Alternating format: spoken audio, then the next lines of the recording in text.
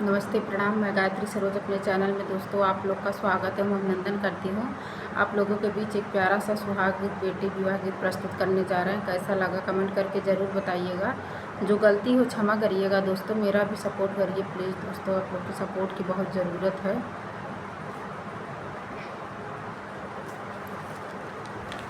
ऊंची ऊंची बहलिया जिलू भाया मोरे बाबा यार, ऊंची ऊंची महलिया जिनलू भाया मोरे बाबा यार।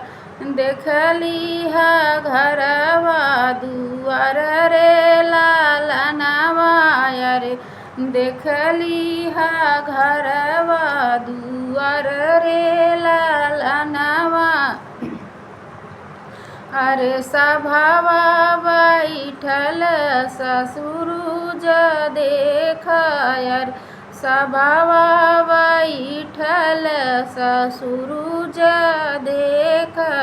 अरे मचियाई बैठे सासू का देखाऊँ, अर मचियाई बैठे सासू का देखाऊँ। अर नाउन करेला सिंगार रे लालनवा यार, नाउन करेला सिंगार रे लालनवा यार।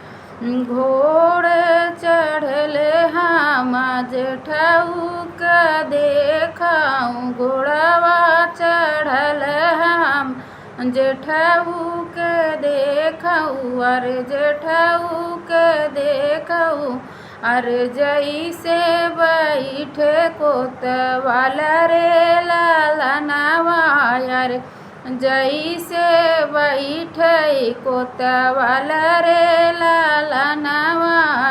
ऊंची ऊंची महलिया जिनलू भाया मोरे बाबा यार, देखली है घरवा दुआर रे लालनवा यार, देखली है घरवा दुआर रे लालनवा।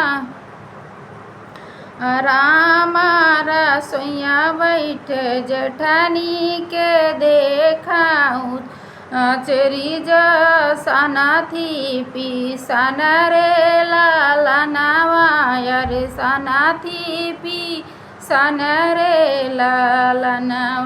पानी भरत पनिहारी ने काऊ देखाऊँ, अरे जैसे चलली रानी वासरे लालनवा यार, जैसे चलली रानी वासरे लालनवा।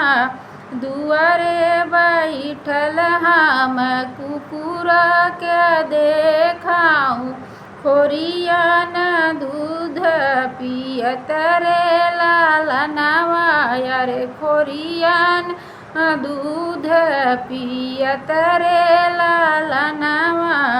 इतना सब कुछ देखो मोरी बेटी, अरे नहीं देख करम तोहार रे लालनवा।